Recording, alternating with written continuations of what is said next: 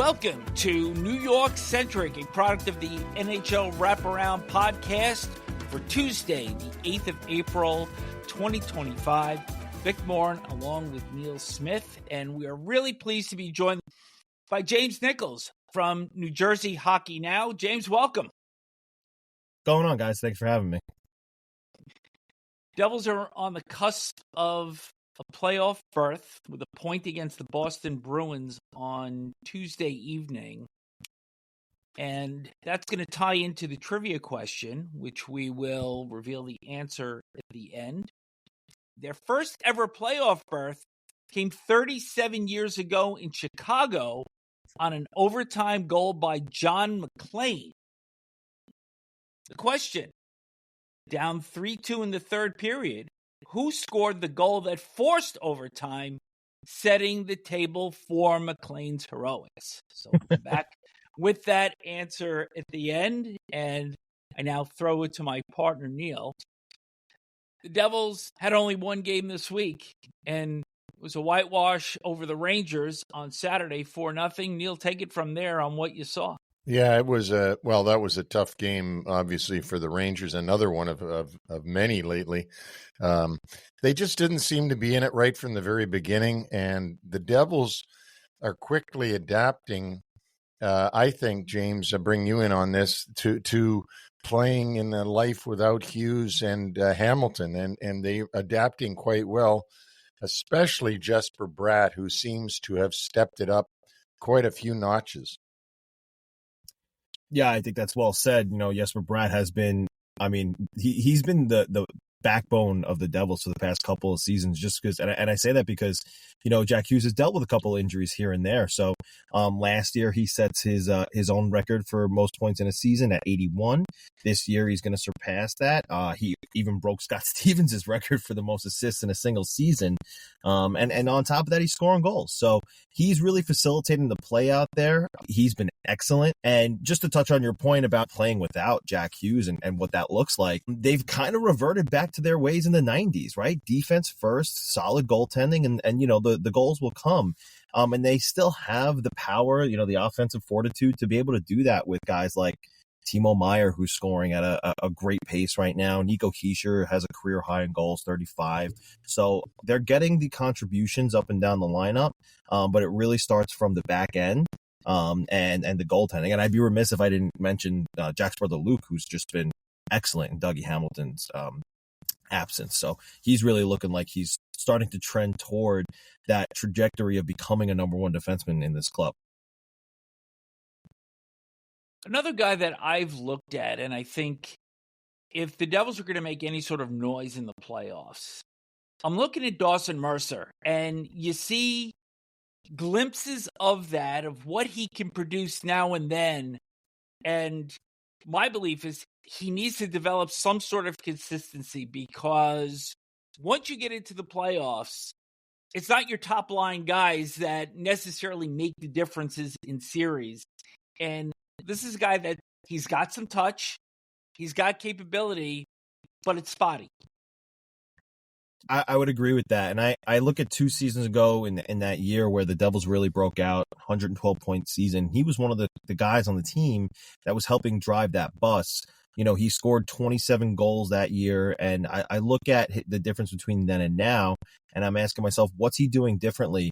And it's maybe he's a bit of a victim of his own versatility, just because of how much he can do in the lineup, right? If you need him to play at forward on the wing, he can do that. If you need him to be a centerman with more responsibility, he can do that as well. So Sheldon Keefe does utilize him in multiple different roles, and he doesn't necessarily maybe get the chemistry with, you know, 2 permanent line mates for the majority of the season. Regardless, though, you know, he is playing in an elevated role right now. Right now, he's the 2C behind Nico Hischier. And he is starting to find that offensive touch a little bit. He had a couple goals the other night, and that looked good. But what I see from him is, like 2 seasons ago, he is not getting to the net front like he used to. And if you look at his goal map from 2 seasons ago, it's literally all right above the crease. He scored probably 25 of 27 goals from right in that high danger area. right in the goaltender's face, burying rebounds or creating chaos in front of the net. So he does need to get back to that net front presence a little bit more. He isn't the biggest guy, but he knows how to use his body the right way, and he does battle for pucks in front of the net. So if he can get back to that a little bit, and maybe it's harder to do as a responsible center now, as opposed to when he was playing the wing, but he does need to find that net front presence again, and he is back on power play once, so we'll see how much that benefits him. James, an observation just before I ask you this, your opinion on this next question is, isn't it remarkable that of the metro area teams, the one that didn't make it last year makes it this year, and the two that did make it last year are both going to miss this year? It's sort of just a crazy way the league can go nowadays. In the old days, the two that missed would have been in real big trouble, like big trouble. You don't miss when you're one of the New York teams, but just an observation. And Jacob Markstrom, second shutout this season versus the Rangers. He's had 4 this season, 24 in his career. From what you've seen of him this year, is he a guy that can carry a team deep into the playoffs? I think so. We all know Connor Hellebuck's going to win the Vezina this year, right? But he was at least going to be in the conversation, I thought, before his injury. Then he gets injured, unfortunately, has to miss 4 nations. But he was playing at such a high level.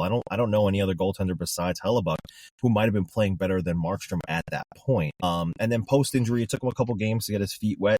Fortunately for the Devils, Jake Allen played superb in his absence and was able to buoy them. You know, he's now starting to regain that form that he had before he was injured. You know, he has had a couple of really good 30-plus save starts over the last few handful of starts. So he's looking real strong. I think that this is the reason why Tom Fitzgerald went out and paid that first-round pick for him, because he is a difference maker. He is a goaltender that can certainly steal you a series if he gets really hot. And he's gaining that form at the right time. You know, that the injury was unfortunate, but he was really rolling before that. And he's looking like that goaltender again. So it's real encouraging to see. And the other night, you know, when Sheldon Keefe was asked about it, he was really encouraged by what he saw, and, you know, he was excited at it.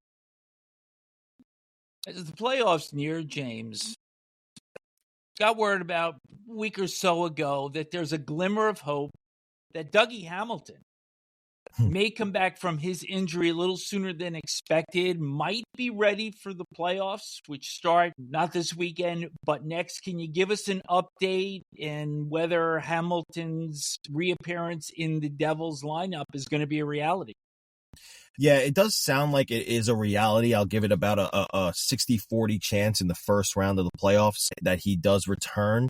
60% that he doesn't, 40% that he does. Whereas before, you know, the initial reaction was this guy's not returning potentially at all. So right. It is a positive development. He is skating now. He did skate again yesterday without the team, but he did skate. And there is positive progress for him right now, which is a welcome development. It's not that they don't like having Simone Nemitz in the lineup. It's not that they don't like having Dennis Cholowski in the lineup, but once they get to the time where games matter most, they're going to want to have Dougie Hamilton back, of course, over the young kid or the fringe NHLer. So Dougie Hamilton is definitely progressing in the right direction, and it does look a lot better than it did just a couple of weeks ago. And I do have some sort of glimmer of hope that we will see him in the postseason. And that opponent appears that it's going to be the Carolina Hurricanes. The team's split 2-2 this year. Yeah. Home team won all 4 games. Is there any sort of preparation that Sheldon Keefe is doing right now? I mean, there are still 5 games left in the regular season, but is he really molding the team's game for the eventuality of the series with Carolina? I asked him this question actually 2 days ago, and I had said to him, what does your preparation look like right now with, you know, getting into the postseason and, you know, down the stretch of games, you're all but clinched into the Stanley Cup playoffs. What does that look like moving forward? You have a Rangers team here today who is fighting for that chance to maybe get back into the conversation. You have a handful of games down the stretch that you know, don't have playoff implications, but they matter for the opponents. You might be playing some playoff style games here. What's your preparation look like for those teams? And he basically said, we don't really prepare for other teams. We prepare ourselves for our opponent based on our game. So what we're really doing right now, we're really trying to sharpen, you know, our details here and make sure that we go into the playoffs knowing our structure like the back of our hands. It's not a matter of who we're playing. It's a matter of how we play night in and night out. So it really doesn't matter who's in front of them. They are trying to get that structure. Like I said, post Jack Hughes, where he's not going to be in the lineup, they got to play a little bit different, right? So they've started to get there. They're looking real good 3 games in a row. They haven't surpassed that this season yet. This is another opportunity to do that tonight against the Bruins. And we'll see if they can. But asking around the locker room a little bit, I had said, does this 3-game win streak feel a little bit different than the handful of others that you've had? Like, do you feel like you're building towards something here that maybe you didn't previous that prevented you from getting that 4th game in a row?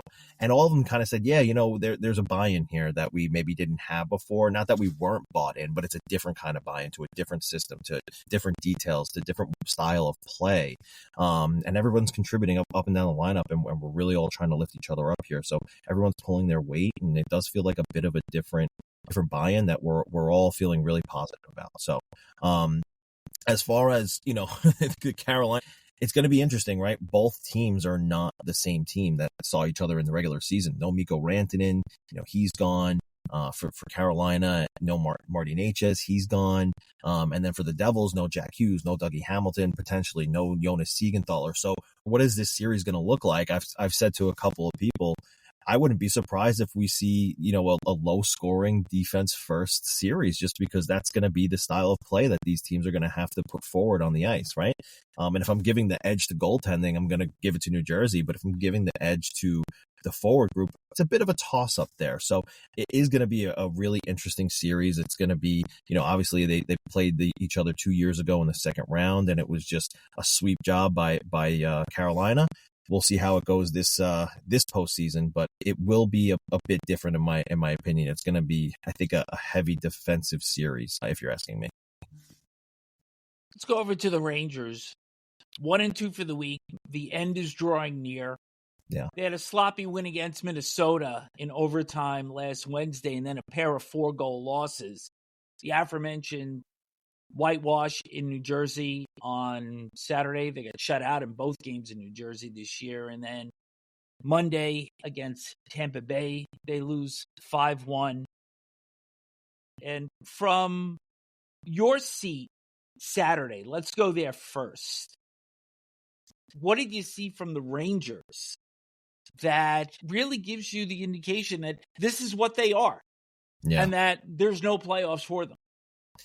Yeah, I did see it. It's interesting. I was talking to a couple of other reporters in the press box that night as the game was progressing in the first period, and I said, it's not that the Devils are having a good first period. It just kind of feels like the Rangers have come out and not really shown much care for this game, which is shocking in a Hudson River rivalry game. We all know where they were just 1 year ago. Matt Rempe and Curtis McDermott, right? There was so much fire in that game. But this one, at least from the Rangers' perspective, I didn't see that. I saw a team that came out looking lethargic, looking disconnected, and it didn't show on the scoreboard early, but the Devils, had that game in the palms of their hands. The second period came, and there was a bit of a push from the Rangers. They did look like they were trying to maybe find that in themselves again. But again, disjointed, couple of sloppy, sequences, a couple of sloppy plays, and I really said to myself, I don't know if this team cares to be here right now.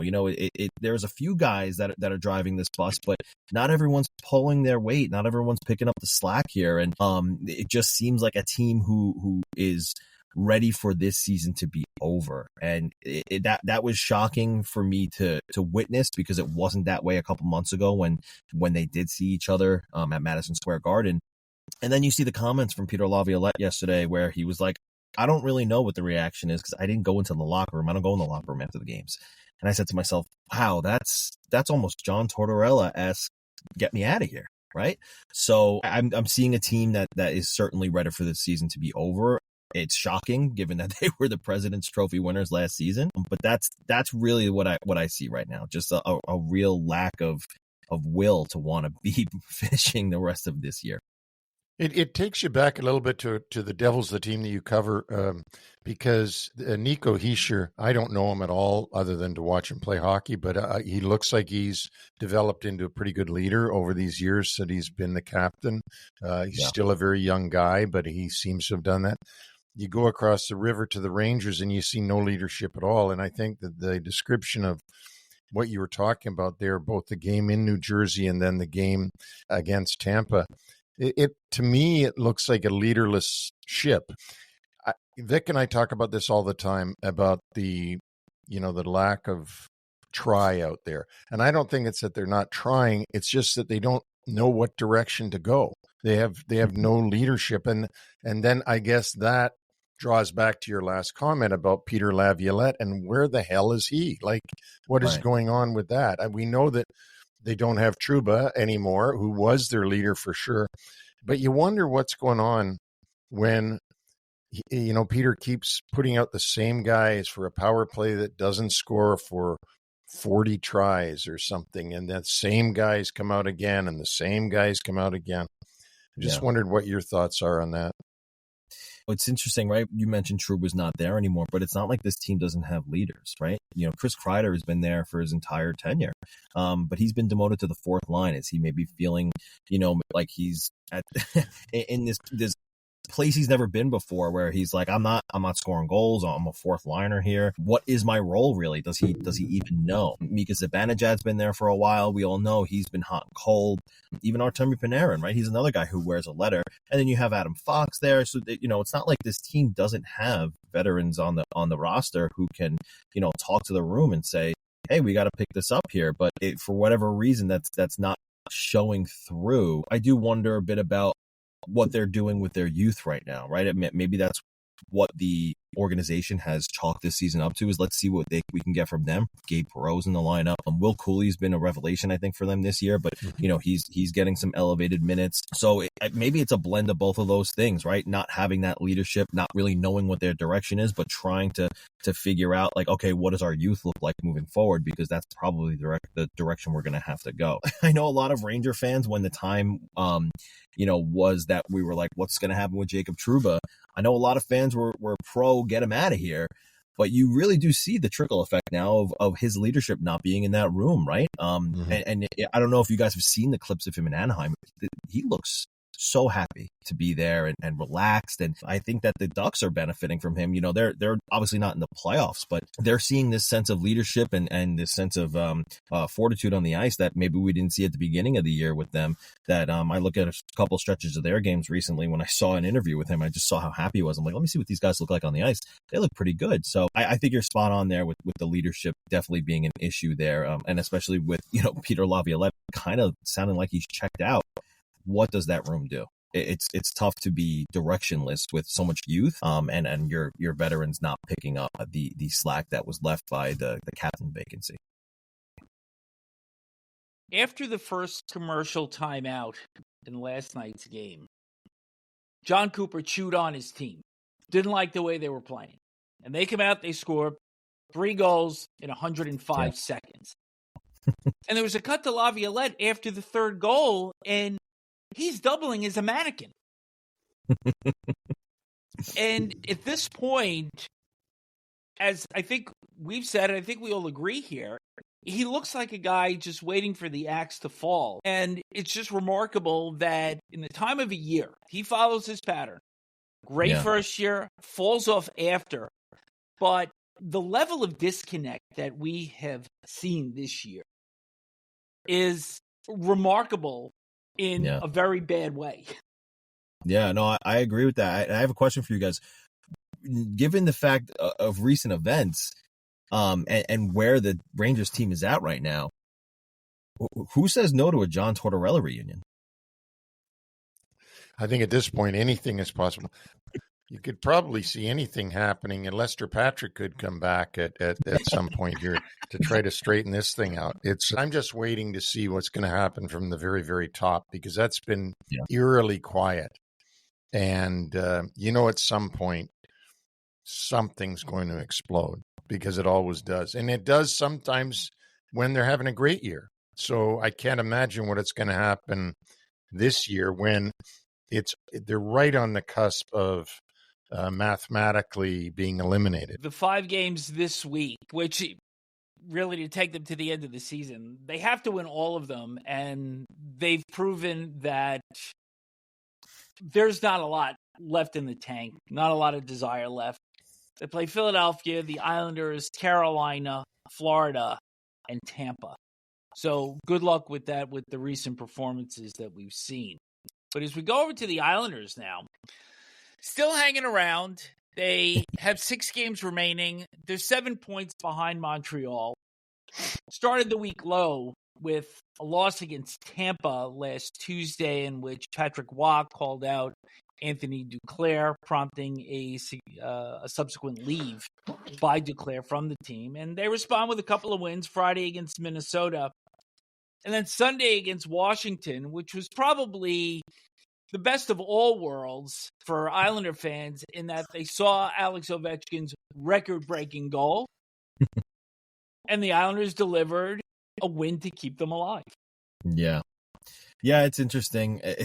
I consistently, year after year, just ask myself, what is this Islander team? I mean, what direction are they going in? Are they the team that's going to double down and make the playoffs again, or are they a team that maybe needs to tear it all down and start from the ground up? But you look at those contracts, right? Sorokin's there for another 7 years after this one, Barzal, Horvat, right? So it doesn't really look like they're a team that's going to tear it down and rebuild, and that's not Lamoriello's style. But you're right, that win against the Capitals was huge for them. I mean, that's one of the best teams in the NHL right now. And it was a game where fans still got their money's worth for sure. To me, it's the Islanders are. You think back to those bubble playoffs, right, where they went toe to toe with Tampa 2 years in a row, and it just feels like they really are hanging on to that. Like they know that they can be that team again. It's not the same roster, but there are a lot of the same pieces, and I always think back to that because they're not that same team anymore. They're obviously a lot older. Right, your Cal Clutterbucks aren't there anymore, and a couple other pieces that were there aren't there anymore. But you still have Ryan Pulock, you still have Adam Pelech, you still have, Matthew Barzal's not back, and I'm not sure if he will be, but he's still there, right? So, the thing is with the Islanders, my father's a huge Islander fan too, so he'll crucify me if I say this, but I am on the side of the fence where I'm like, listen, to me, if they make the playoffs, great. But they have first round exit written all over them. I don't know that they have the firepower. I don't know if they have the legs to be able to keep that pace in when play is elevated in the postseason. It's always interesting to see them go on these runs where it's like, yep, we're back in it. We're just a couple points out, and then they fall off a cliff and they're backing off on a 5-game losing streak, and it's just like, which direction are they going in? They're in a really tough, confusing spot of their franchise. It will be an interesting summer to see what direction do they go in. Is Lou Lamoriello going to come back again? Are they going to, continue to bring in these veteran pieces, or are they going to try and get younger? Which, interestingly, they did at the deadline, trading Brock Nelson and getting Callum Ritchie, who I love that kid as a prospect. I was, covering the draft a few years ago and was really high on him. It's going to be an interesting road for them the rest of the way. I know that the Devils and the Islanders cross paths, and that's going to be a game with implications, especially for the Islanders. But I just don't know what to make of them. Any given night, they're either really structured and really good, or they're just not able to find the back of the net at all. And it's a team that feels like they are heavily carried by the play of Ilya Sorokin in net. They have a decently strong blue line, but scoring is sometimes an issue for them. So the Anthony Duclair situation was definitely interesting. I do wonder if maybe he came back a little bit early from injury, and that's what's maybe not allowing him to get to that level. I know that there were some statistics on that too, such as his skating. If you see his bursts on the NHL Edge website, you can see that he's not getting to that top speed like he used to, just as recent as last season when he was with Tampa. So there are some interesting storylines going on over there. But one thing I do tell my father all the time when he texts me about the Islanders is, no matter what, in my opinion, I do think Patrick Waugh is the coach for this team moving forward. I mean, whether they're rebuilding or whether they're going for it in the playoffs, I think he can do both. I think he's one of the better up-and-coming coaches in this league. I know he's had a couple of stints before, but he's still relatively new in the grand scheme of things. And I really like his coaching style. So if they're going to move forward without Lou Lamoriello, I think what they should do is keep Patrick Waugh in place, because I think he can do both develop or compete. Just to put a bow on the Washington game, I was there, and Washington won their game when Ovechkin scored. They all came out, they were celebrating like crazy, and to them, that was the end of the game. And to show you what a strange game it was, Matt Gatcomb had 2 goals in that game. Matt Gatcomb is an undrafted player that they signed for Bridgeport, who they brought up this season, and has played remarkably well for an unknown guy that just came up. But that sort of says to me, it was the best of both worlds. The Islander fans got to win, so they keep these hopes alive that they've had every year of these fantasies that they could actually be something. And yet Washington gets the goal. The thing for Carberry, and I don't want to switch topics over to Washington, but the thing for Carberry now is buckle down, get back to our game, get back to being the team we were. They were not, and haven't been for the last few games, guys. They have not been the Capitals that we saw all season. They've been chasing this goal for Ovi, and I can't imagine being in that locker room during this chase and being able to focus on team structure and what we're supposed to do as a team when you've got this iconic guy in your room. And I had Gretzky when he was in New York, and it was sort of the same, although he wasn't chasing a record, but he was setting a new one every single time he got a point. And it's really hard to focus in on the task at hand as a team, as everybody has their job to do when they go out on the ice. And yet you've got this iconic guy in your locker room, and you sure don't want to not give him the puck every chance you got. So it was good for the Islanders. My thoughts are they got Nashville tonight.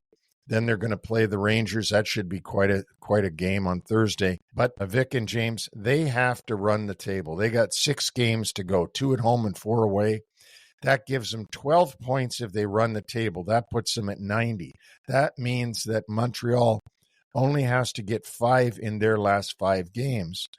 So there's no chance they're going to run the table. We know that. I mean, they haven't even been at the table all year, never mind running it. So maybe the most noteworthy thing of their season will be that Ovechkin got the goal in their arena. It could be.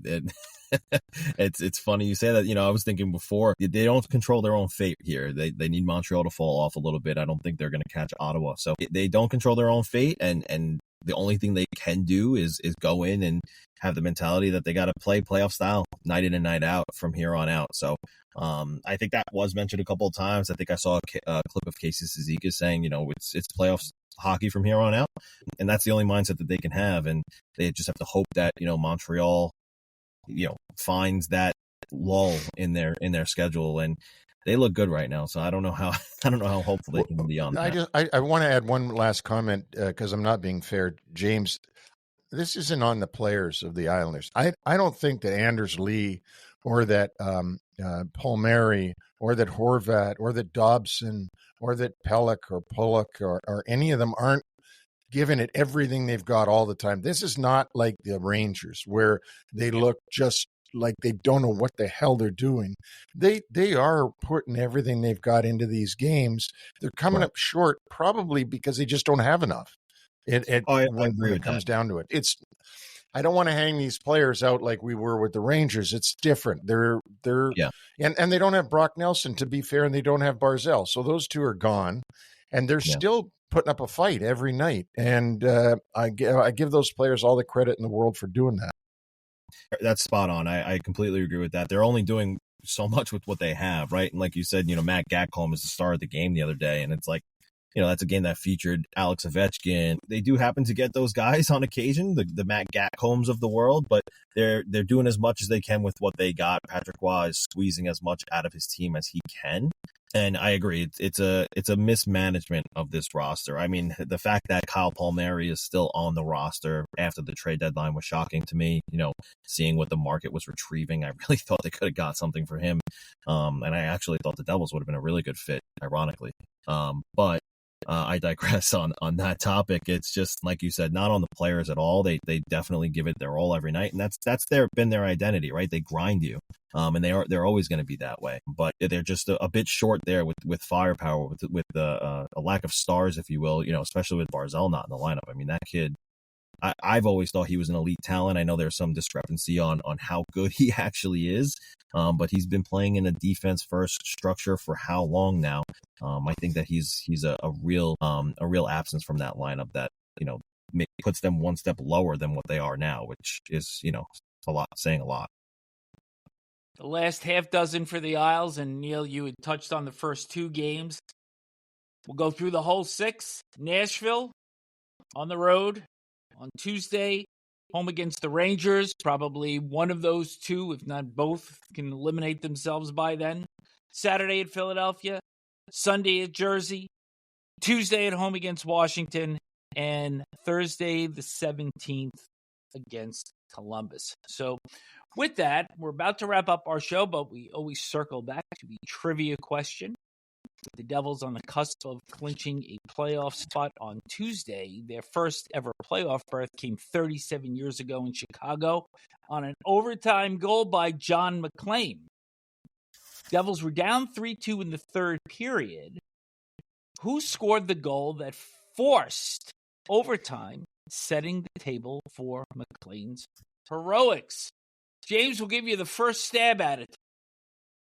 Oh, man, that is a great question. Gosh, I hadn't even thought about it since you asked. So if I need a moment here, but could it have been Gilmore? Am I off here? It's a loaded question, so we're going to have Neil bring the goods home here. The guy that got the goal is now the assistant coach of the Islanders, and that being John McClain. He tied it and he won it. So, and he also played for the Rangers. I want to add, when I was there, we had John McClain, and he's a great guy. And I worked with him on NHL Network.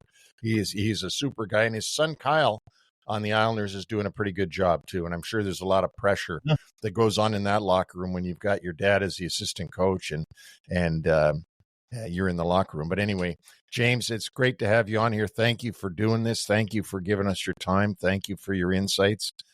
Vic, another great one. Certainly was. And we're going to look forward to speaking with everybody on Wednesday and Friday of this week with short shifts. So until then, enjoy the games on Tuesday.